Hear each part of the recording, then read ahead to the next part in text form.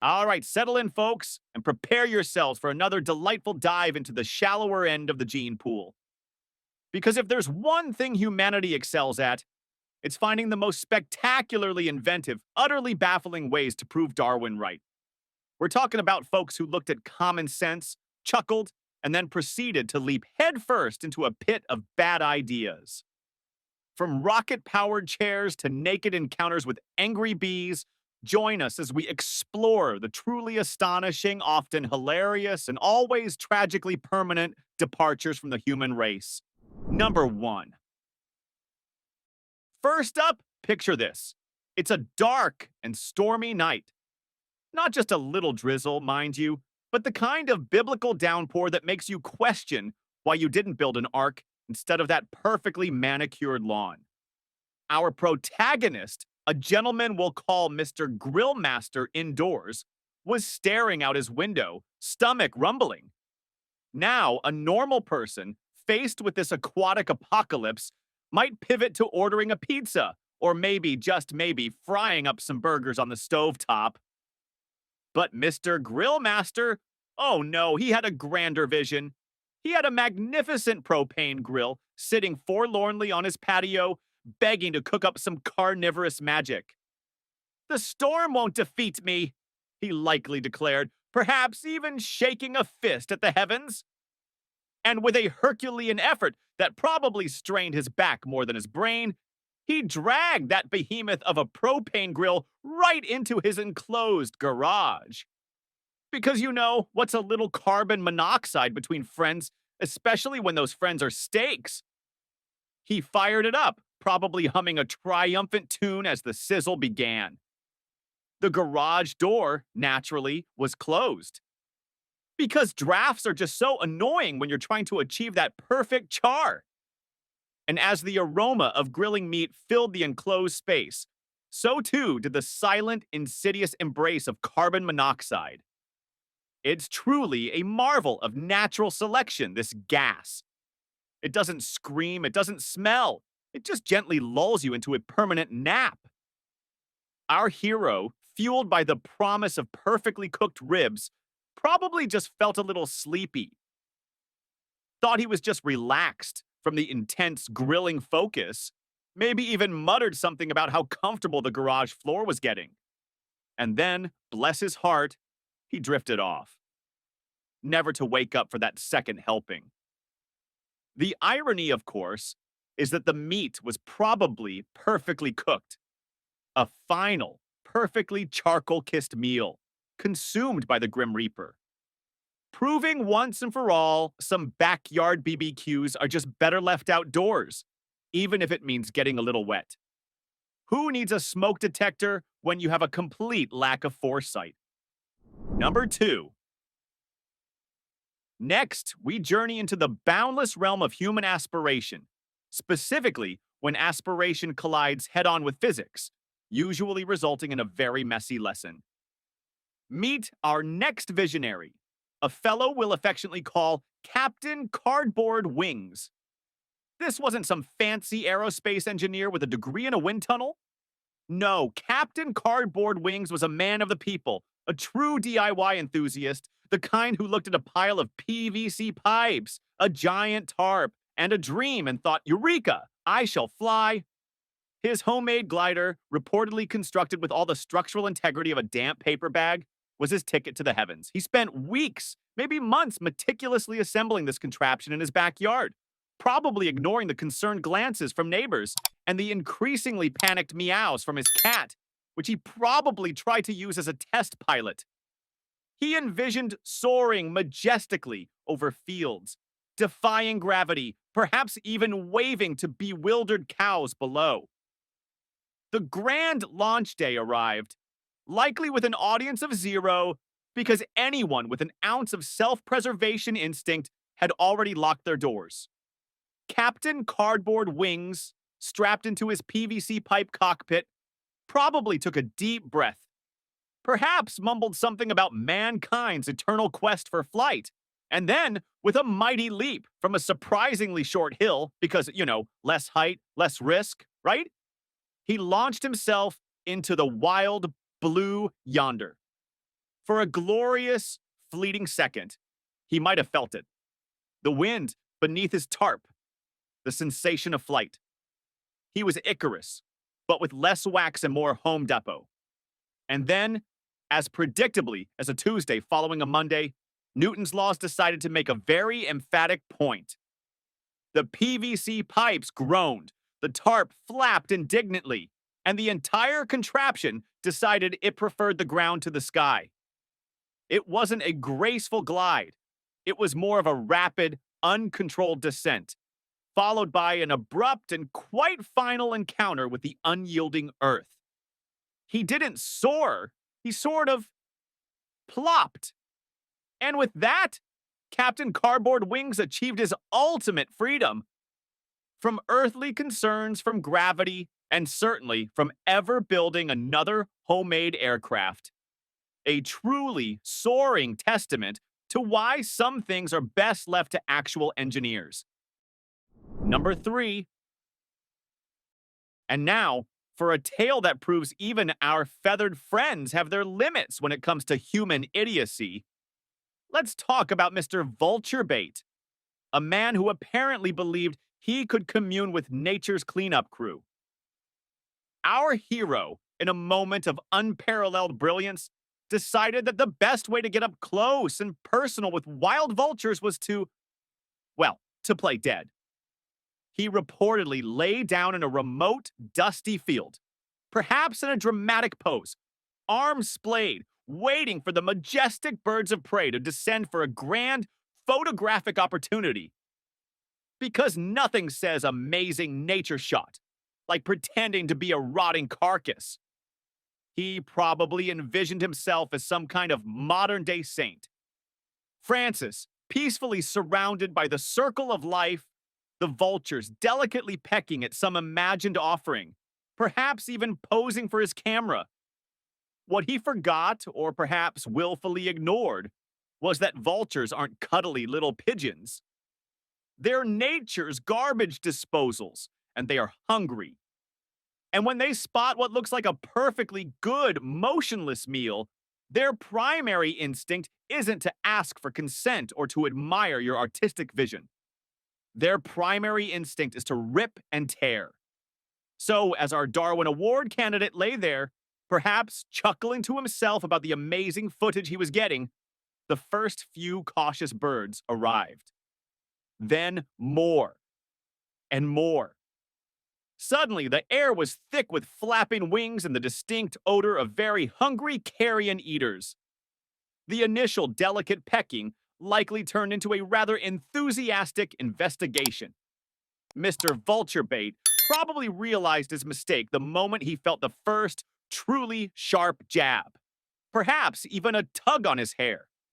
His playing dead act abruptly ended, replaced by a much more energetic, if undignified, scramble for survival. Unfortunately for him, when you invite a dozen starving vultures to dinner, you tend to be the main course. The birds, being remarkably efficient, were quite aggressive, as any logical person might have predicted. It turns out nature doesn't appreciate performance art, especially when it involves them being tricked into believing you're lunch. A vivid reminder that while humility is a virtue, assuming wild animals are just waiting for their close-up is a fast track to becoming part of the food chain. Number 4. Speaking of things that go boom, let's talk about a group of gentlemen who decided that a peaceful afternoon of target practice needed a little oomph. Enter the tale of the propane tank Patriots.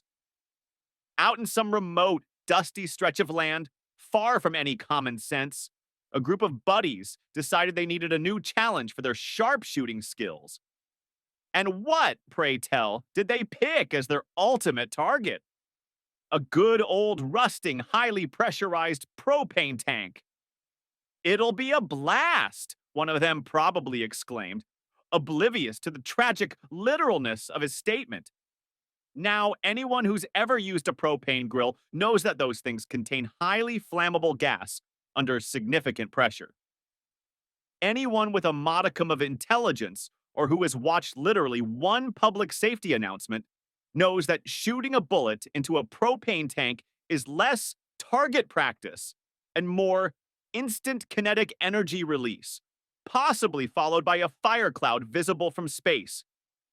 But these guys, they were clearly operating on a different wavelength, a frequency probably detectable only by emergency services dispatchers.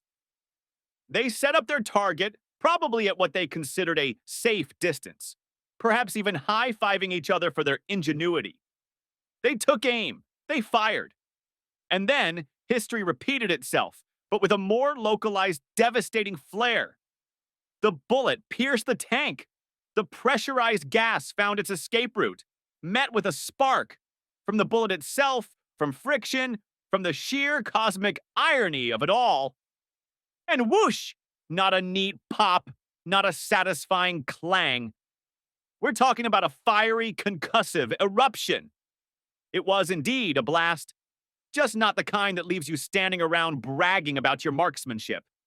The debris, the concussive force, the sudden absence of several individuals from the gene pool, it all confirmed that some things are just not meant to be targets, especially if they're designed to blow up.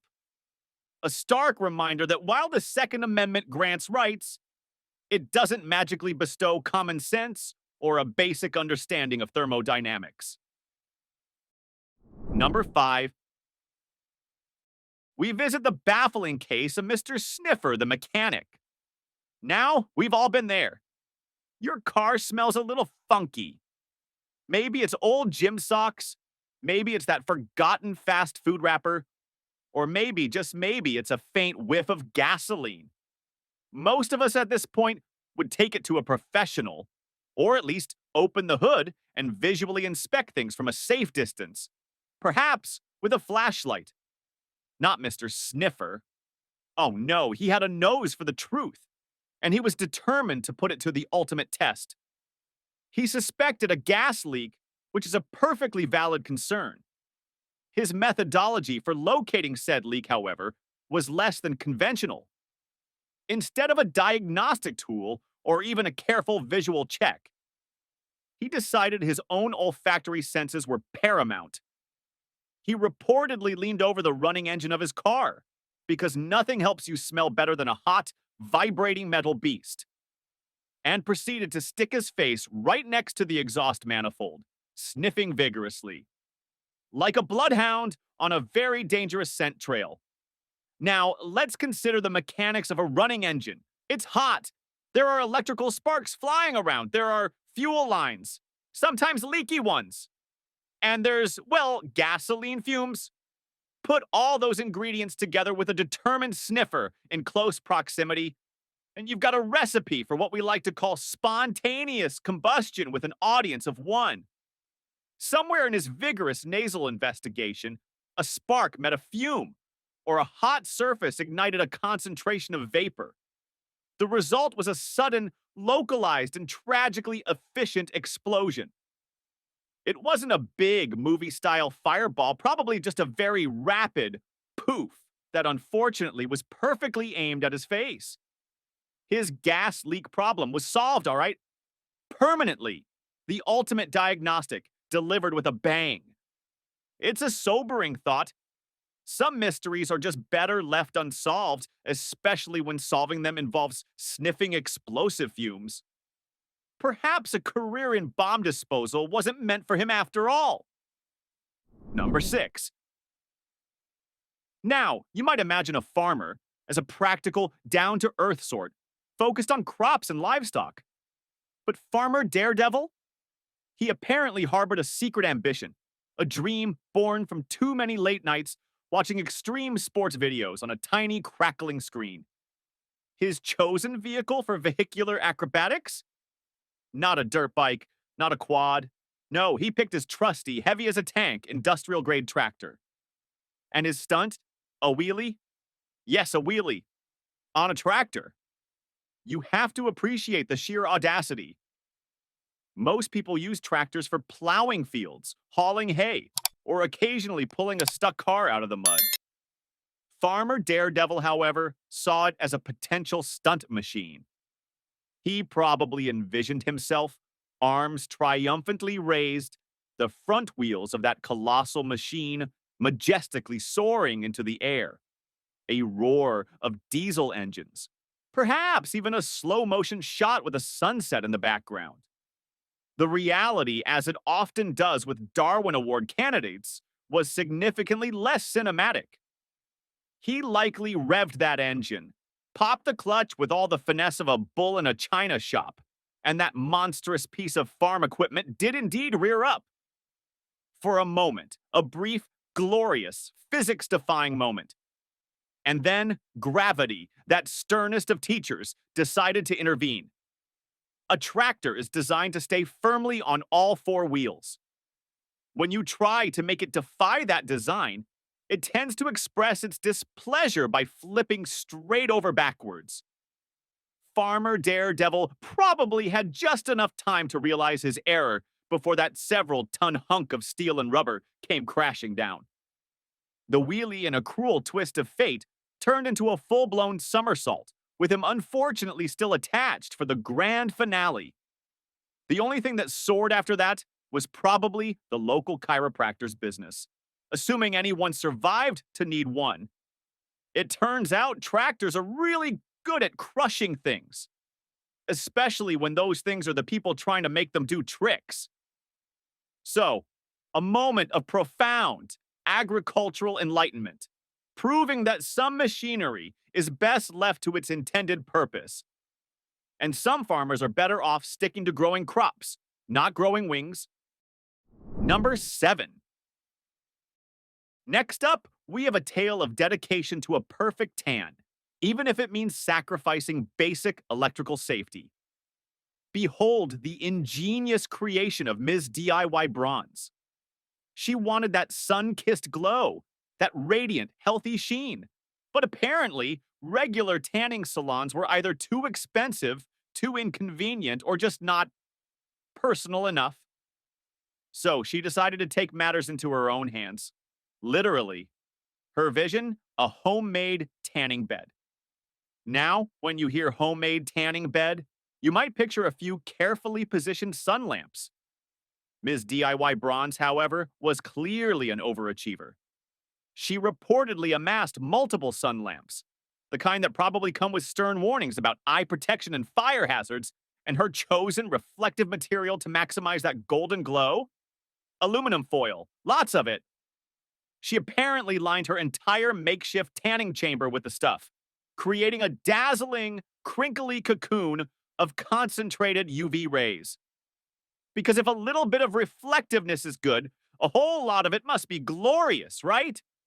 She probably envisioned emerging from her foil-lined sarcophagus, looking like she just returned from a tropical paradise, glowing in bronze. What she failed to account for, amidst all the wattage and the shiny surfaces, was the rather crucial concept of electrical load, exposed wires, and the highly conductive nature of aluminum foil when it comes into contact with, well, anything electrical. Somewhere in that dazzling setup, a connection came loose, a wire frayed, or the sheer combined power of her sun lamps overwhelmed her home's wiring. The result wasn't a sun-kissed glow, it was a sudden, dramatic, and quite literally electrifying light show. Ms. DIY Bronze achieved a permanent glow, but not the kind she was aiming for. It turns out trying to replicate commercial equipment with household supplies and a roll of Reynolds Wrap is a shockingly bad idea. A tragic tale that proves some things are best left to the professionals, especially when they involve enough electricity to power a small village. Number 8. From the subtle dangers of gas and electricity, we now ascend to the baffling heights of a man obsessed with aerial retrieval. Meet Mr. Kite Climber. He had a kite. A beloved kite, no doubt, perhaps a childhood treasure or a gift. And like all good kites, at some point it got tangled. Not in a tree branch, mind you, that would be too mundane.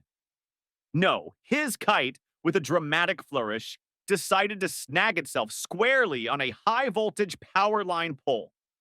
The kind with all the warning signs, the humming electricity, and enough voltage to turn you into a crispy critter. Now, a reasonable person, faced with a kite stuck on a power line, might say sigh dramatically, maybe take a photo for posterity, and then reluctantly accept the kite's new role as an electrical ornament. Perhaps they'd call the power company who would safely retrieve it. But Mr. Kite Climber, he was not a reasonable person. He saw a challenge. He saw his kite lonely and lost, and he saw himself as its knight in shining, well, not armor, just regular clothes, standing at the base of that pole.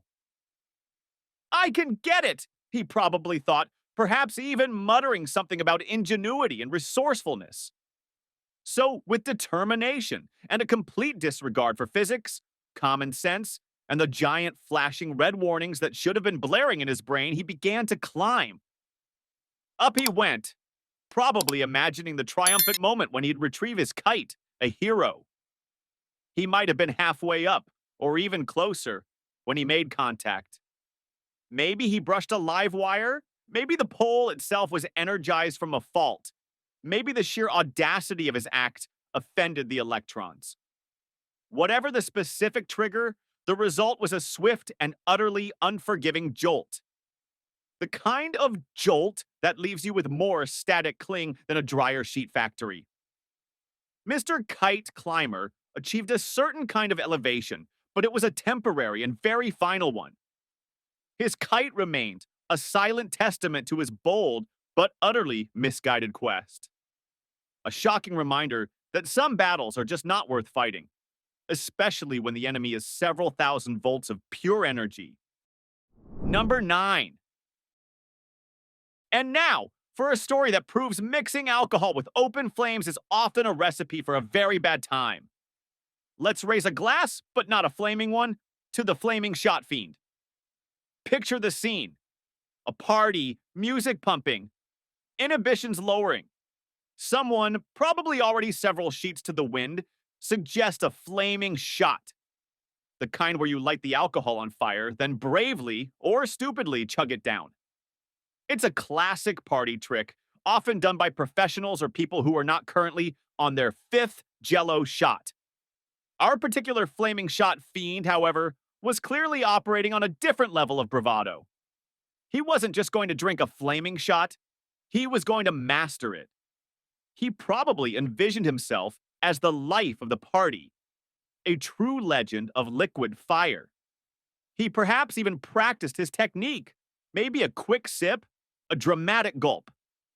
What he didn't account for was the inherent flammability of high-proof alcohol, the speed at which flames can spread, or the simple fact that liquids tend to splash.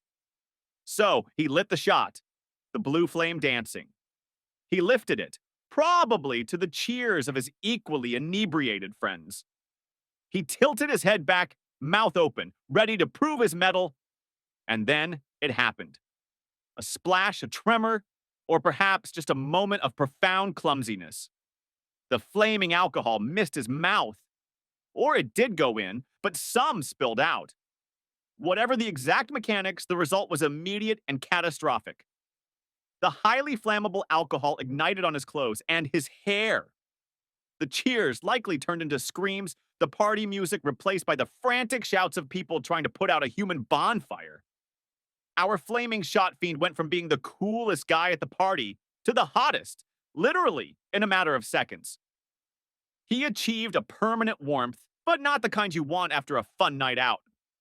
A truly incandescent example of why don't play with fire is generally good advice, especially when that fire is mixed with Everclear. Number 10. Finally, let's head to the urban jungle for a story of extreme sports meeting unyielding architecture. Introducing Concrete Skier Dude. You've seen people ski down snowy slopes, right? Beautiful, graceful, exhilarating. Concrete Skier Dude, however, looked at a long, steep flight of concrete stairs, probably leading down from a park or a public building, and thought, Powder day, but like concrete powder. He envisioned himself a pioneer of urban extreme skiing, defying expectations, leaving a trail of sparks and glory. He probably had his friends cheering him on, perhaps even filming it for his nascent extreme sports YouTube channel. He clipped into his skis, adjusted his goggles, and took a deep breath. He might have practiced a few small jumps, felt the thrill of the hard surface beneath his skis. The plan was simple: build up speed, navigate the steps, and land triumphantly at the bottom, a hero. What he apparently failed to grasp was that concrete stairs are not, repeat, not designed for skiing. They don't give way like snow. They don't absorb impact. They are, to put it mildly, rather inflexible. So he pushed off, gaining speed, and launched himself down that treacherous incline. For a few glorious feet, he might have felt it. The rush, the wind, the sheer exhilaration of doing something utterly insane. The sound was probably less a whoosh and more a jarring clack, clack, clack. And then, the inevitable. A rogue edge, a missed step, the sheer inability of human ankles to absorb the impact of concrete at speed. He didn't navigate the steps. He became intimately acquainted with each and every one of them at high velocity. The crash wasn't a graceful tumble. It was a violent, percussive event, a symphony of shattered dreams and broken bones. Concrete skier dude didn't make it to the bottom in one piece, at least not in any arrangement that resembled a functional human being. His extreme sport ended abruptly, proving once and for all that concrete is a far less forgiving surface than snow. Some stunts are just too stupid to attempt, even for the gram. And with that, we wrap up another humbling chapter in humanity's ongoing quest for viral infamy. So, as you can see, the world continues to provide us with these incredible, often unbelievable testaments to the triumph of poor judgment over basic survival instincts. Each one a unique final declaration of "hold my beer," reminding us that while life finds a way, sometimes so does stupidity. And with that, we'll leave you to ponder the next batch of candidates for humanity's most exclusive and posthumous award. Stay safe out there, folks, and maybe, just maybe, think twice